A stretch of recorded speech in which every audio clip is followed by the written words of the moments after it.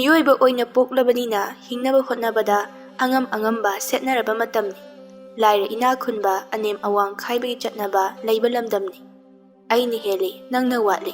Ai mangairi aina chumi aina fai haina khanaraga hingba miyoi ngaktani. Afaba miyoi su leitaba natti adubu afaba miyoi adubudi. Fataba mina henbana kanana su mahak afaba mina haina khandokpa ngamnadi. Ababi pendana majanupa ahumda unsinduna kaptuna hairi.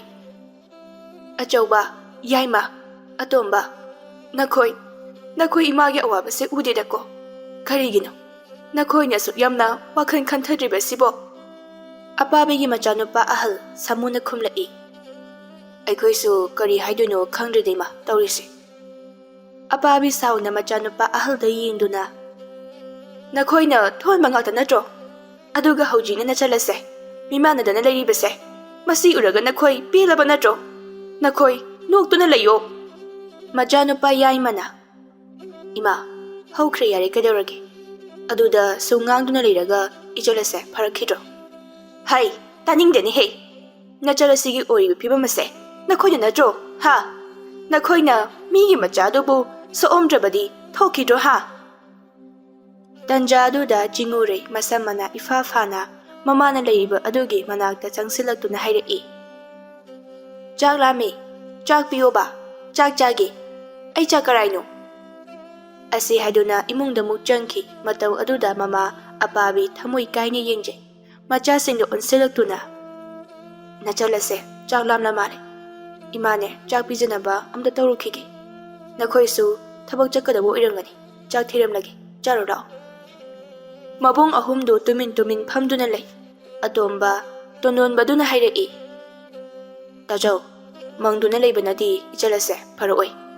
Kari kamdaushige haibado amukta kumna tanasi. Yaimana mayamba ahanda onsinduna amuk hairei. Haisu haibani tajau. Kari kamdaushige haibado ichilinao amukta tanasi.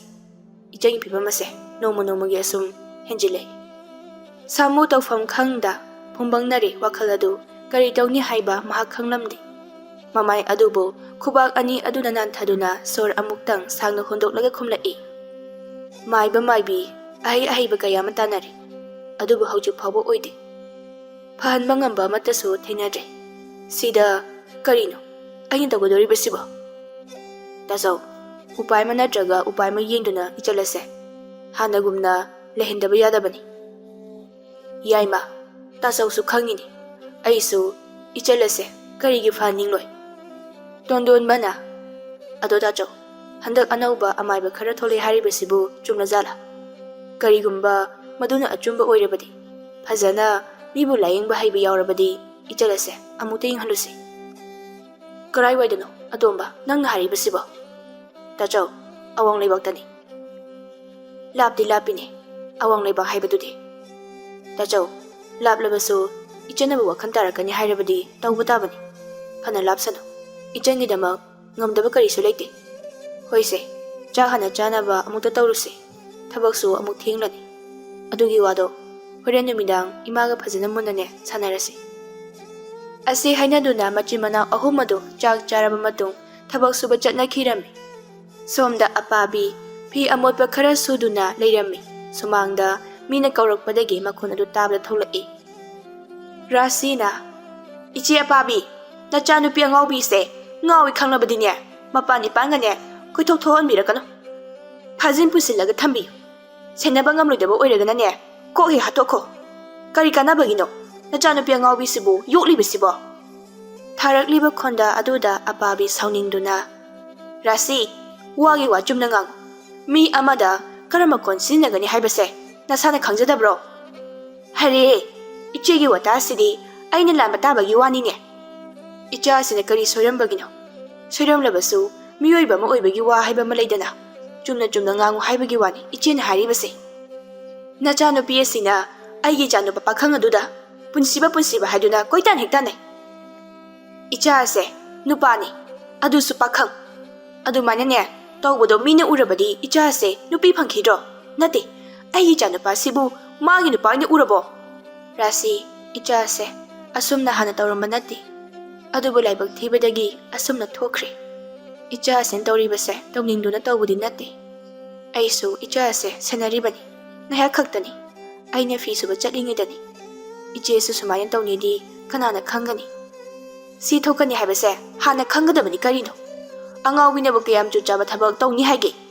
ꯑꯄꯥꯕꯤ ꯃꯆꯥꯅ ꯂꯥꯜꯂꯨꯕ ꯀꯧꯕꯅꯤꯅ ꯆꯤꯟ ꯀꯥ ꯍꯦꯟꯅ ꯈꯨꯝꯕꯁꯨ ꯉꯝꯂꯨꯗ꯭ꯔꯦ꯫ ꯔꯥꯁꯤ ꯃꯤ ꯎꯁꯤꯠꯇꯅ ꯉꯥꯡꯂꯤꯕ ꯈꯣꯟ ꯑꯗꯨꯁꯨ ꯃꯍꯥꯛ ꯈꯪꯗꯕ ꯅꯠꯇꯦ꯫ ꯋꯥ ꯃꯈꯥ ꯁꯝꯊꯔꯒ ꯑꯐꯕ ꯑꯣꯏꯔꯣꯏ ꯈꯪꯗꯨꯅ ꯁꯝꯖꯤꯟꯗꯨꯅ ꯍꯥꯏꯔꯛꯏ꯫ ꯔꯥꯁꯤ, ꯏꯆꯥꯅ ꯁꯣꯏꯈꯤꯕꯅꯤ꯫ ꯑꯗꯨꯅ ꯃꯃꯥ ꯑꯩꯅ ꯁꯣꯏꯈ꯭ꯔꯦ ꯍꯥꯏꯖꯔꯒꯦ꯫ ꯏꯆꯥꯁꯦ ꯃꯇꯨꯡꯗ ꯑꯗꯨꯝꯅ ꯇꯧꯗꯅꯕ ꯑꯩ ꯍꯥꯏꯒꯦ꯫ ꯑꯗꯨꯅ ꯅꯪꯁꯨ ꯁꯥꯎꯔꯅꯨ꯫ ꯏꯆꯦ, ꯑꯉꯥꯎꯕꯤꯗ ꯋꯥꯔꯤ ꯁꯥꯔꯒ ꯀꯔꯤꯕꯨ ꯀꯥꯟꯅꯔꯛꯇꯣꯏꯅꯣ? ꯑꯗꯨꯒꯤ ꯁꯔꯨꯛꯅꯦ ꯄꯨꯜꯂꯒ ꯊꯝꯃꯨ꯫ ꯔꯥꯁꯤ ꯑꯁꯤ ꯍꯥꯏꯔꯝꯂꯒ ꯆꯤꯡꯎꯔꯩꯗ ꯃꯃꯤꯠ ꯑꯗꯨ ꯐꯩꯅ ꯌꯦꯡꯂꯝꯂꯒ ꯊꯣꯛꯈꯤ꯫ ꯑꯄꯥꯕꯤ ꯔꯥꯁꯤꯅ ꯆꯠꯈꯤꯕꯗꯨ ꯌꯦꯡꯂꯒ ꯇꯞꯅ ꯁꯣꯜꯂꯤ꯫ ꯏꯆꯥ ꯑꯁꯤꯅ ꯇꯧꯔꯤꯕꯁꯤꯕꯨ ꯇꯧꯅꯤꯡꯗꯨꯅ ꯑꯣꯏꯅꯤꯡꯗꯨꯅ ꯑꯣꯏꯔꯤꯕ꯭ꯔꯥ? ꯃꯤ ꯑꯃ ꯑꯣꯏꯕꯒꯤ ꯋꯥꯍꯩ ꯑꯃꯠꯇ ꯍꯥꯏꯗ꯭ꯔꯤꯕꯁꯤꯕꯨ ꯀꯔꯤꯒꯤꯅꯣ?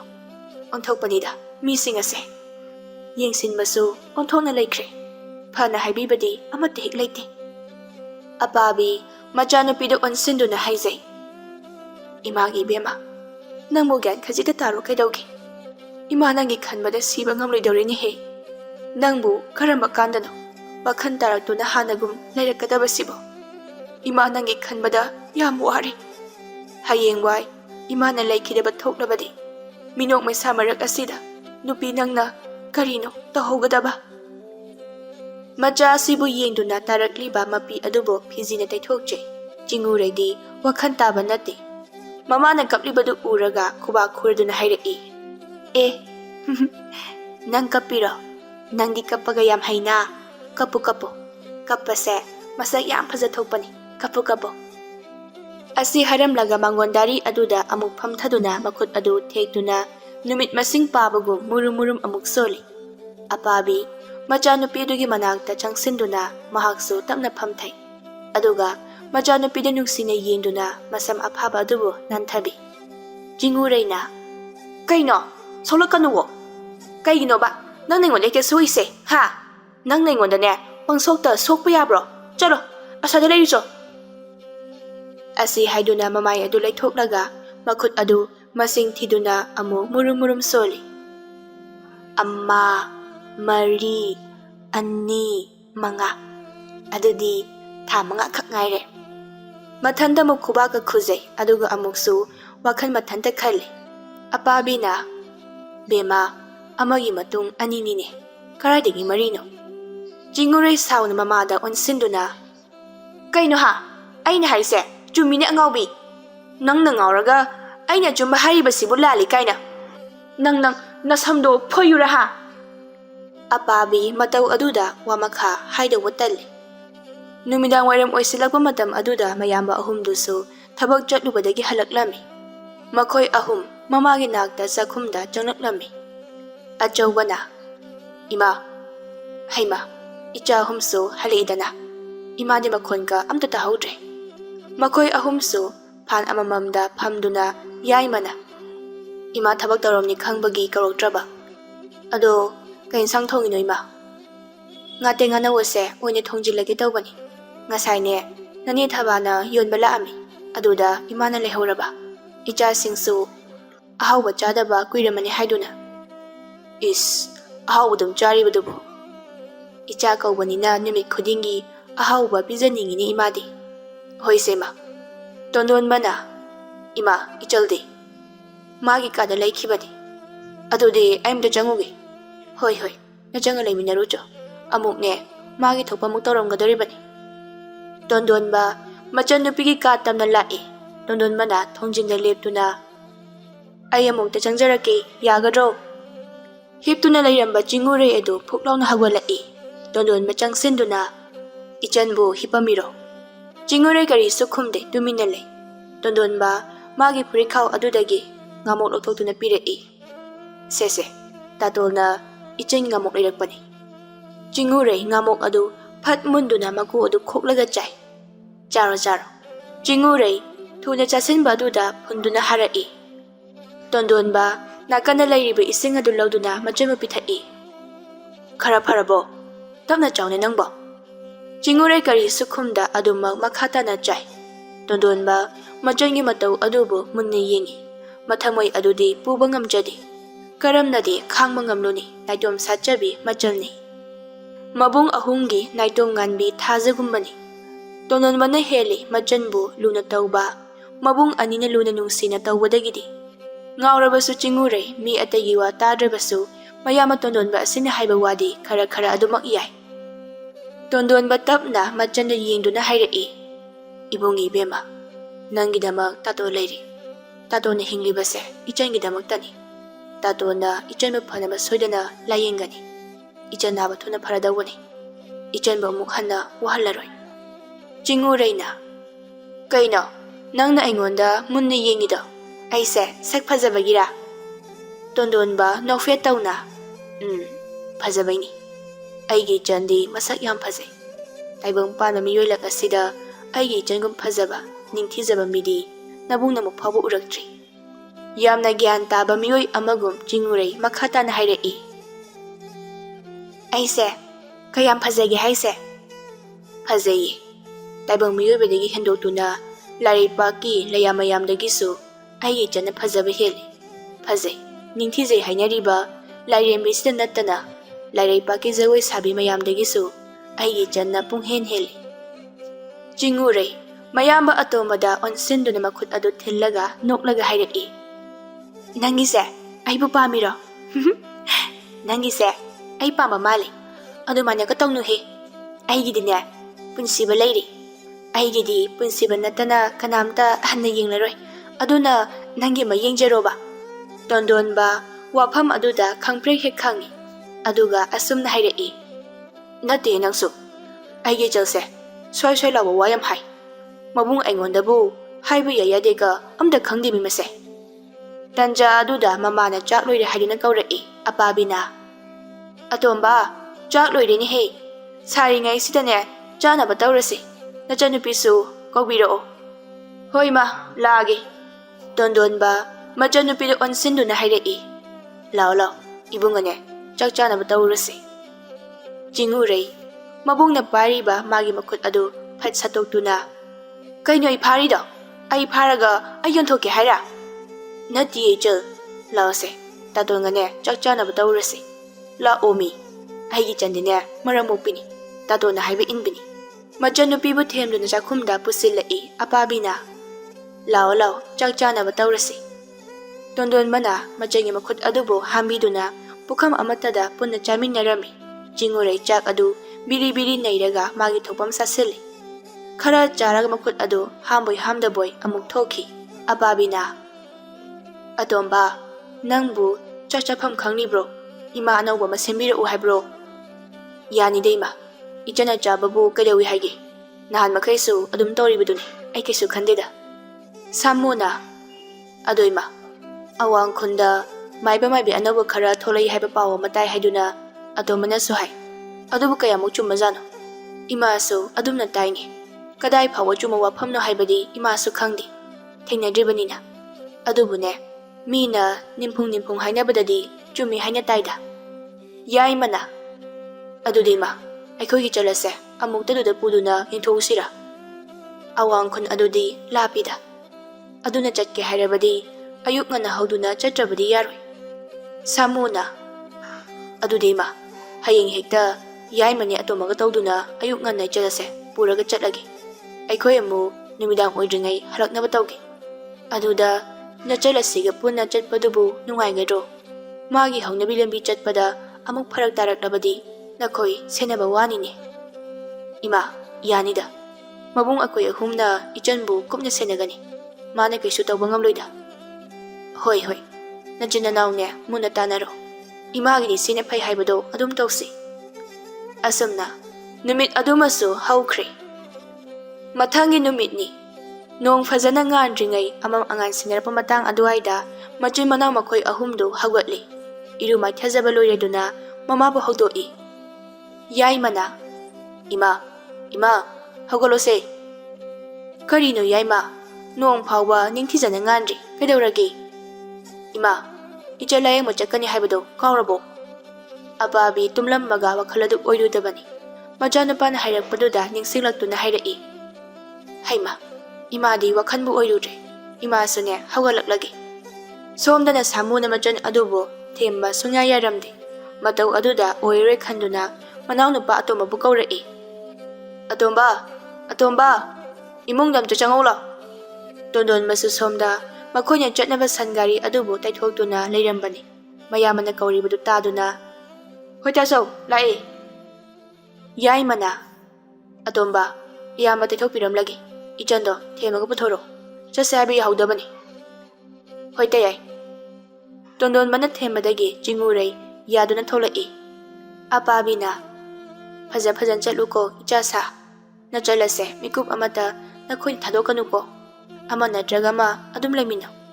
Teita kaidana imagi nakta amu halauko. Ase haduna macha maribu laikhana birami. Ase haduna makhoi marisu awang khungi maikei panglukle. Chat kriba macha maribu yengduna apabi tapna mathamoi wana sonjahawi. Ichase teita kaidana hanagumna oiduna halaklabadi nungai khranida.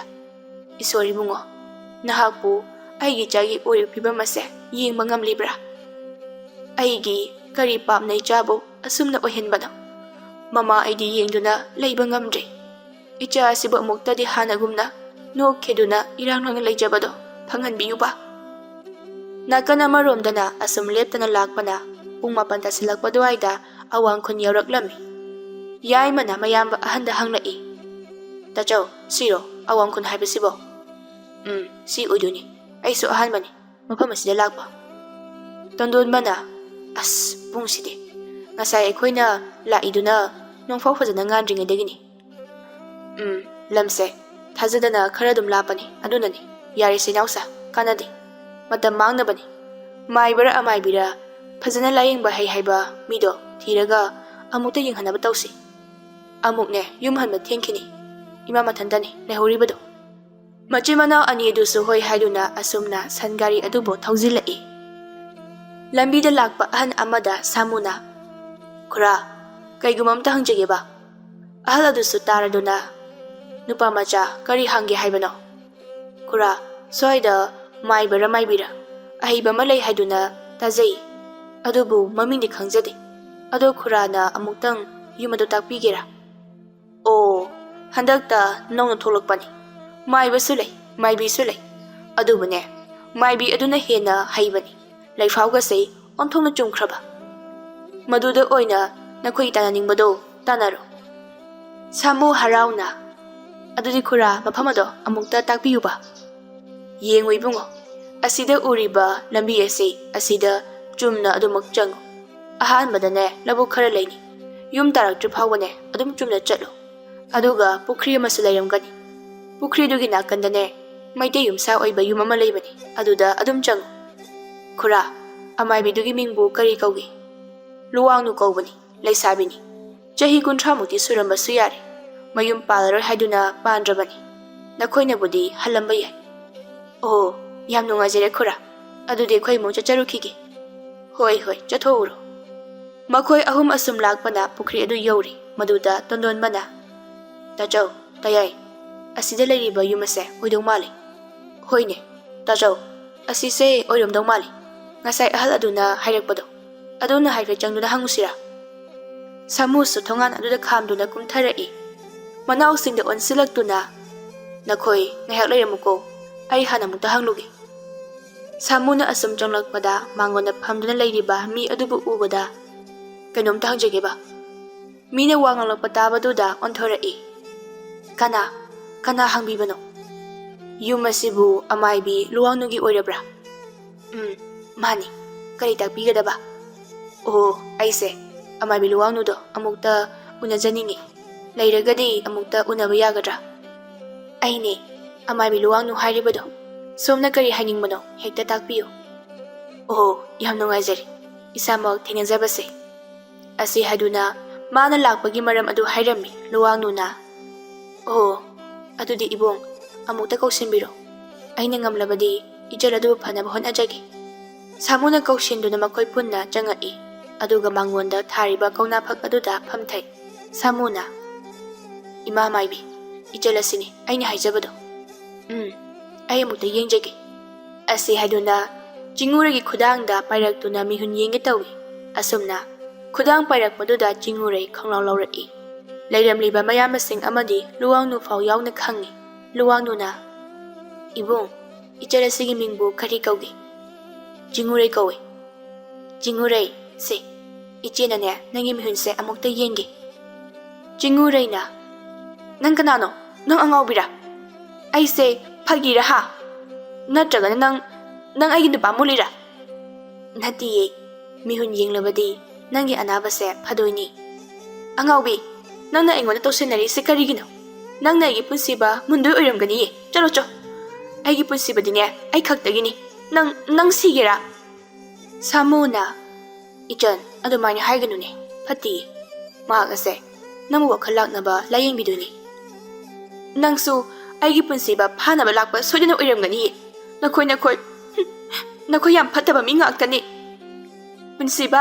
ꯄꯨꯟꯁꯤꯕ ꯅꯪ ꯀꯔꯥꯏ ꯂꯩꯒꯦ ꯅꯪ ꯐꯥꯗꯧꯒꯤ ꯇꯧꯔꯤꯌꯦ ꯅꯪ ꯆꯦꯜꯂꯣ ꯃꯕꯨꯡ ꯑꯍꯨꯝ ꯇꯧꯗꯨꯅ ꯆꯦꯟꯈꯤꯒꯦ ꯇꯧꯔꯤꯕ ꯃꯆꯟꯅꯨꯄꯤꯕꯨ ꯐꯥꯗꯨꯅ ꯊꯝꯃꯤ ꯂꯨꯋꯥꯡꯅꯨ ꯇꯞꯅ ꯏꯕꯨꯡ ꯆꯤꯡꯎꯔꯩ ꯂꯥꯌꯦꯡꯕꯁꯦ ꯇꯔꯥꯏ ꯉꯝꯒꯅꯤ ꯍꯥꯏꯕ ꯑꯩ ꯊꯥꯖꯗꯦ ꯑꯗꯨꯕꯨ ꯑꯩꯅ ꯃꯍꯥꯛ ꯂꯥꯌꯦꯡꯕꯗ ꯃꯔꯨ ꯑꯣꯏꯔꯤꯕꯗꯤ ꯃꯍꯥꯛꯅ ꯀꯔꯝꯅ ꯁꯤꯒꯤ ꯐꯤꯚꯝ ꯑꯁꯦ ꯌꯧꯔꯛꯈꯤꯕꯅꯣ ꯍꯥꯏꯕꯗꯣ ꯑꯩ ꯈꯪꯅꯤꯡꯉꯤ ꯃꯗꯨꯅ ꯂꯥꯌꯦꯡꯕꯗ ꯃꯇꯦꯡ ꯑꯣꯏꯔꯛꯀꯅꯤ ꯏꯃꯥ ꯃꯥꯏꯕꯤ ꯑꯩ ꯋꯥꯔꯤ ꯄꯨꯝꯕ ꯂꯤꯖꯒꯦ ꯑꯩꯒꯤ ꯏꯆꯜ ꯑꯁꯦ ꯅꯥꯏꯇꯣꯝ ꯉꯥꯟꯖꯕꯤꯅꯤ ꯑꯗꯨꯅ ꯃꯕꯨꯡ ꯑꯩꯈꯣꯏ ꯑꯍꯨꯝꯅ ꯑꯗꯨꯛꯀꯤ ꯃꯇꯤꯛ ꯌꯥꯝꯅ ꯂꯨꯅ ꯆꯥꯟꯅ ꯇꯧꯏ ꯃꯍꯥꯛꯀꯤ ꯑꯋꯥꯠꯄ ꯃꯅꯤꯡ ꯊꯨꯡꯍꯟꯗꯕ ꯀꯔꯤꯁꯨ ꯂꯩꯍꯟꯗꯦ ꯑꯗꯨꯕꯨ ꯃꯍꯥꯛ ꯃꯕꯨꯡ ꯑꯩꯈꯣꯏꯅ ꯄꯥꯝꯗꯕ ꯅꯨꯄꯥ ꯑꯃꯒ ꯅꯨꯡꯁꯤꯅꯔꯛꯂꯝꯃꯤ ꯑꯁꯤ ꯍꯥꯏꯗꯨꯅ ꯍꯧꯈꯤꯕ ꯄꯨꯟꯁꯤ ꯇꯥꯡꯀꯛ ꯑꯗꯨꯕꯨ ꯅꯧꯍꯧꯅꯅ ꯅꯤꯡꯁꯤꯡꯗꯨꯅ ꯋꯥꯔꯤ ꯑꯣꯏꯅ ꯂꯤꯔꯛꯏ ꯑꯌꯨꯛꯀꯤ ꯃꯇꯝꯅꯤ ꯄꯨꯟꯁꯤꯕ ꯆꯤꯡꯎꯔꯩ ꯍꯣꯏꯗ ꯂꯥꯛꯂꯝꯃꯤ ꯌꯥꯏꯃ ꯃꯥꯡꯒꯣꯟꯗ ꯐꯝꯗꯨꯅ ꯂꯩꯔꯝꯃꯤ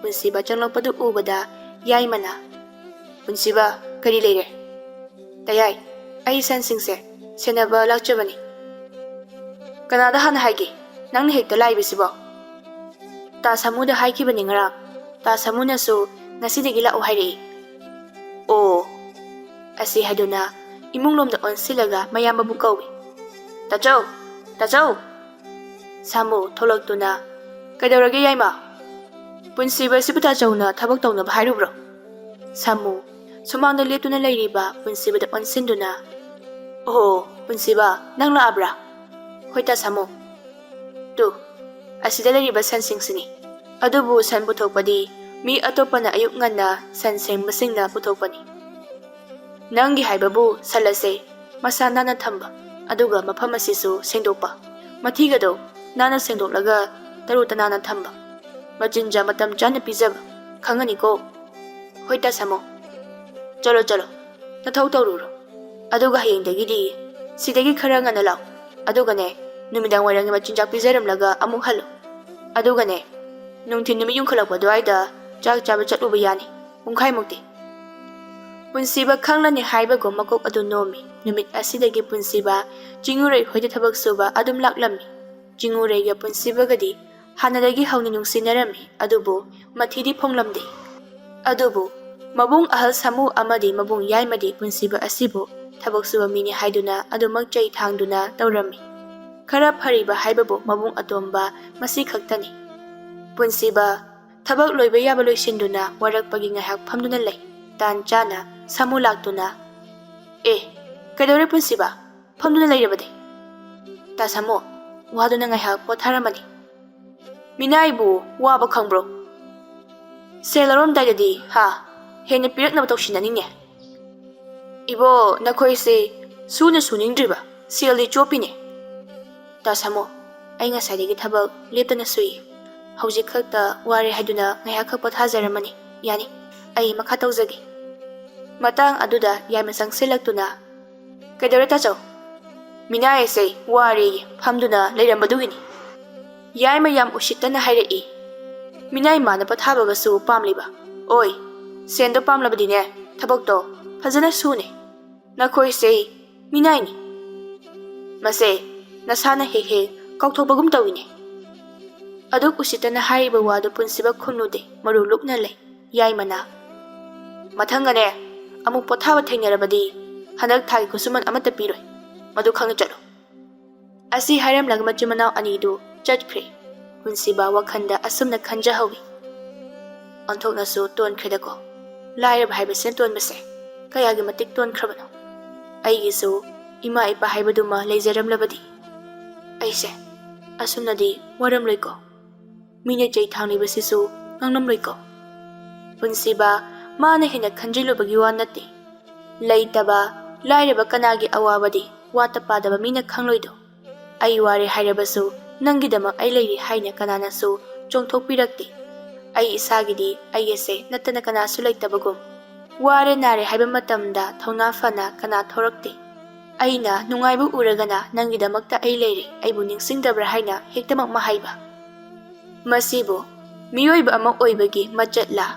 Phajaba wahai, phajaba lichat, achumba wakhalol asina hena mamal leitabra.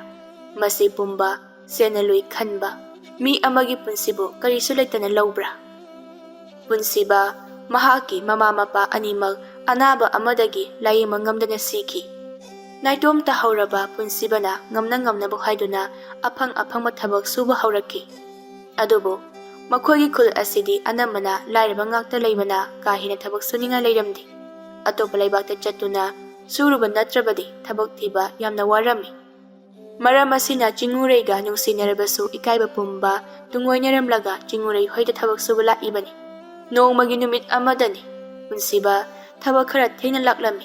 Mahakna lakpada manguna chingurei apabi amadi mayama makoi ahumsu phamduna wari saraga leirami. Yaima sauna thena lai haibagi matagum karisu hangda hekta ma kokthak lakthara'i. Hai minai karigino thena laibadi ha. Apabina Yaima kari khondano nangidubo mi amada karamna ngangani haiba khangdabro nangbo. Yaima mamagi wadu tade punsibada yengduna makhatara'i. Nanakado panglabro ha usitriba haibaduro. Minai na koise minai ni singa sana khangzadene ko. Punsiba chinguregi mamangda yamna ikai jarami adubu khumludrabadi hena natai charoi khangbana. Tayai aido ngasi imung manung kharoi siluba aduda thengdokre. Nangi imung loisinmaduna hena lubro ha. Karibu loisiningai leiduna loisilibano. Nayum makne phaklang segaibaduda siksilibani ha. Samuna makhatara'i. Pungse chontharaga laklabadina ngasidi chak chabani yumda hanba yaroi. Sida chak chabasu yare. Horen numidang thabak loiraga nayumda halaga charuso. Yai mana amu khangidana harise chalo. Minagi na thau khangna tawruro. Punsiba mamai adu nungkhalakpa phawa hek ngamjade dumina salaiba dumna chatki. Apabi machanapa anida yengduna haira'i. Ibungo chawba yaima karino noi anina ngani mayamadubo. Mi thabak suribase suningduna suba nattine. Nongmagi chara mata oirabasu charabadi khana tawribani. Masida nakoi anina thina charibadubu karigino. Nakoi anigi khon aduguma wahaido imadane amuk khana tahangano. Punsibase phakraba angangni. Maduda nakoi anina pangsauta sauribadubu karigino. Yaimana khanba tabani. Phana chuna tawgera minai haibasitabu minai oina dum leiyadobani. Apabina ichasa phana oidunasu adugumba taba nungaitaba kondi sijinagano. Punsibase mathanda hotnaduna hinjaribani. Nungsido matawase miyoibase kananasu nungaini hinindaba leiroine. Adubu magi poklakpa mafam adugi matung inna hingnakiba ngaktani. Phana wana hauraklabasu hotnababu kallabadi soidana nungairakani. Sen paiduna lakpa mi khaktana adum sen paigani leitabani. Nakoi anida yauribado napalni. Napal asina kayamuk yamna punsida ningamdaba lai haibado soidana thengnaraba matamdane khanglakani. Aduna napal haibase kaidau nungda yauroidabani. Jamna hingliba makhaine nangi yeknaba nangi ningamdaba leiroiko. Ngaihak leiraba matung samu yaima amadi tondonba thabak chatkirami. Tanja yengduna chingurei punsiban thabak suribadonda mahak laklammi. Chingureina ibung punsiba thabak surambado leptuna chinguredi yenglaki adubu kariso hairode amuk magi mathauda mai onsinki. Chingurei jangsenduna punsibagi makut adu pharaga phampham leiba adomda puraga lai.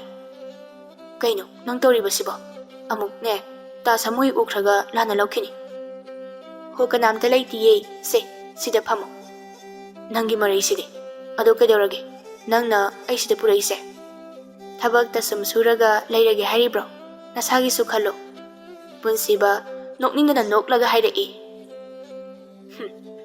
मसीना लाइरबा आइगी मपो मसीदा इसागे मुख खंड्रबसु यारेदा मदुगी कानाबा लेरोय नंगी खंड्रबसु आइगी खलो नंगी खनबगिनी अइना अवाबा थिदा होटनरिबसे होइसे यारे अवाबा वखलदो अमता खलनो से चाकसे चसिल्लो अस मीना उरगा फजदे अयुमदा होरेन दम हल्लगा चारगे यारोये अइना नंगना वान थबक सुबदो अदुदा नंगी ओइना थोंगिनी से सिजे नबुथना चारगा नायकता पथाव नंग अदुम चारोदा अइ चारोगे नंग सिदिबा नुपीदगी हेली निंगाइदी अदु ओइरगना अयोनी इलागे पुंसीबा इपा पाखतना हई मीना उखिनी नंगबो नंग चाव याद्रि नत्रो होइसे चारगे चिंगुरे हराउना से खुतो सिदा हामो हाउब्र इबों हावी सुमाइना हाउबा अमुक फाउ चाद्रि इस सिदी कैसु नते हयेंग वाई ननाक्ता लेना लेरबा मतमदा हेना अहाउ अहाउबा चादोइनी पुंसीबा अमदी चिंगुरे नोक नोकतुना नुंगाइबा वारी कया अमा सारमी असुना मतमदी लेपा लाइता चटपना थाबुं खरा हौजिंख्रे पुंसीबा अमदी चिंगुरेगी नुंसी मरीसो हेना हेना चेटपा हेलक्लामी नोंमा पुंसीबा चिंगुरेगा चाकपुना चामिन्नरमी लोइरदुना मखोय अनिना हेहेक फंबा संथमफमदगी खरा चथोक्लगा लैबा फंफम अदुदा फमदुना नुंसीबा वारी कया अमा सानरमी चिंगुरेना इबो नंग अइबा थादोक्लगा चखिनुको कईगी अइदी नंग थादोकदोरिबा अइने वारिबदि नंगना लापखिदा सिखकनी हो लापचरुये अइदी नंगतने नथमोइदु होंखिनु निंगोल ओइबे अइगे मपोक असे नंगिदमक्ता कथोख्रबनी पुंसीबा यामना नुंसीबा मियेंग अमा येंगदुना हाइरई अइने हिंग्लिबसिसु नंगिदमक्तनी कइमदि चिंगनगनो पाखंग अइगे मपोक असिसु निंगोल नंगिदमक्तनी अदोइबो अइखोय अनिसु खरा लेरबदि लुहोंबा यारनिको अइसु इमादा इबानिगी मरी असे खंगनिंगी इमानाबु यारकद्रने यारकनी अदो नंगी नबुंग अहुमनदी नंग अइगी मरी असे यारओय तातोनबुदि फबनी महाक्ति सुदना यारकनी अदुगा अइना वारिबसिसु ताचौमदि तयाय अनि खक्तनी अदो मचलैया पामंगासि फाउबा थुंगंदुना अदुम लाई अदुना अइना हाइबा सुदना यारकनीदा अइदि थाजदे अदुबु येंगलसे इबानिगी मरी असे कयामुक चेटपा हाइबदो सोमदा याइमा मदि सामु अनि अदु मयुमदा हलक्लमी मनाउनुपा तोमबदि लौसंगदा लेरमु हाइदुना महाक्ति लाक्लमदि याइमना ताचौ ngasi पुंसीबदो लाउतब्रो लेबु उदेदा ngसाइदि लाउदाइनि नत्रगा चाक चाबा चखिजाला खंगदिने ताचौ अइमुदे चंगसिलगने लेबर येंगलुगे होय होय ताचौने इसिंग अमुदे थांगतलुगे अदुगा इरु माइथानबा तौरसि होय ताचौ याइमा सल लेबा संगोन अदुदा चंगसिली लेबु उद्रबदुदा चाक चाबा चलम तारे असि हारेगा ओंथोक्तुना चटके तौबी मजनुपि नोपई खोंजन अदु ताबदा अमु ममाइदु ओनसिलाई नोपई खोंजन तारिबदुगी माइकै येंदुना असुम तपना तपना लाई उरे मजनुपिगे पुंसीबगना नोक नोक्तुना वारी सारिबदु याइमा साउना ओय नखोय अनि मफम असिदा कैदौरमलिबा हा चिंगुरे मबुंग याइमाबु उबदा पाखतना तयाय नंग वांगकन हई मिनाय मचा नंग तोरिबसि करिनो हा नंग ngamiने हा नंग मंगाइरेबा नोमगी चरा फावबा हुन्नबा होटनबदा मिनाय ओइदुना थबक सुरिबा अदुसु युम मसिदा अदुगा अइगी चंगी वखंगसु खंजबा सारी नंग नसा नसासे कनानो खंगद्रब्रा हा पुंसीबगी वामता तादि सुमांग तमना सोर सोर हेक्ते चिंगी चिंगुरेना खामलबसु मबुंग याइमना ताखिरे सामुना कैदौरगे याइमा कैदौनरगे ताचौ मसिगी मिनाय मचासिना इचन अरानबा मियेंग येंगलिबनी पंगजख्रबा इचल असिबु माना मोइथेम तौरमलिबनी सामु कयामुक चुमुबा फमनो हाइबा महाक खंथदना हाना हेक्ता खुद थारमी Hay, minay macha, nang ngasidi, siba tari. Karisu lay taba nang nasu, ay chanda arama mi ingasu, ying basay ni. Jinguray na, Tajaw, tayay, mabu pubigan uwo. Ay kuya ni, nung sinazaba ni. Mahang na ingon na arama karisu taw di. Mahang pupubigan uwo, Tajaw. Yay masaw na machanda onsindo na. Karino dyan, nang nangali mayama dubo. Minyay sige nung sinaraga, nangigari ka na ba no? Masay, lamja majani. Masiday dyan na layraga, may kipikang dana, lima punsiya do. Nabungay ko niyang mangamloy. P.E. tasing na, miyoybagi wakalasi, uba pangdrabaso, ulakliba, mawang mataw na takli, mahakaramba, misak no hayba. Ahin mapamdaba, kanaso layte. Hingliba punsi mahingkat na rabaso, mana-mana hingliba, aduda, pentok na nungay na, hingnaba hot na de. Ahin mapangloy daba, oroy daba na, hina pukning lupsil. Pate kanglo matamda na, hina sangsin-sangsin na, tawning magumbani. Nang di aton bani, larare haydo na, noknabi bani, tuhatbi bani. Masinya punsida, kaya mot yam na ningam lakloy haybadi. Nungay na, ngasi layriba, nang nadik hanglo. Punsiba, mabung ani jang na, puba aduda masado, padak tari. Mama apabi sa tanja aduda, laytaba na, kamdog pinaba ka na sa layramdi. Yay ma, YouTube ama paydo na, punsibagi makuk aduda, hygiene do na kansili. Mapam aduda, punsibagi, aroy ba oy kirami. Jinguray jensin do na. Ibong! Ibong! Se, hagalo! Karino, nang natawri ba si Bo? Nang, ay mo tado'y haram laga, karigi ay mo tadog to na chatli ba no? Yaroy, se, hagalo! Hagalo hay ba ne? Ibong! Tanja aduda mama apabiso halaklami. Oram liba taw aduda ipapakat na. Ibong wajaw ba? Karino? Karino tawri ba si Bo? Ima, kayo tawri, tumina laybiyo. Mina ukiba tok na ba di? Karino, oy ga tawri ba si Bo? Nakoy se, mi hala ba ni ko? Tasaw, kanade. Kuy tadringay sida, jing na pudo na pumjilurasi. Asi haiduna punsibagi asiba hakjang ado puduna jing na pumjilami. Numit asidagi jinguray mitmang na thokiba piendraba thodok aduna kanjin kiba henbana, Angaobi, wakan joyrabi haibadu oy kirami. Masini, ima amaybi. Numit asidagi ichalase, ngasi pauba wakan tada layrakbani. Kayam kuiragi, mana asum na taroklibase. Jahi ani di helakli. Adudi, asukuy base, amayba amaybi amata, tanadabro. Tanayi, imamaybi. Makoy na di kari-kari harake. Samu yam nungay tana. Makoy na layang base, uriroy. Kanabalay roy haray. Adubo ichalase, paning bana, adum na harak abaso. Ngasi sulip na, ahiba kayamat hido na, layang libase ni. Ibong, yam na di ko ikri, matamase. Adubo ay among tamihulase, yang jagi. Pabagi mamitara ba di, panabag ka na honasi. Adubo, paragpagi mami udra ba di, ay nangamni hazadi. Ima amaybi, ay gijalase, upay matawdo na, among tadi yang biho. Luwang no, jinguragi mihula do yang lami. Ngayak yam na kupta na yang lama matungda asam na hayrai. Ibong, masidi, ay ngamzaroy. Karigino, ima amaybi. Jinguray ase, hek sumay na tawragpaga, yang bihaw da ba mali? Tha manidi parakani kanbadi yang ludre. Aduda, noma magisum matawase. Hunglakpa kaya duna, amayba amaybi tanaba horakibani. Maduna chaw na suheli.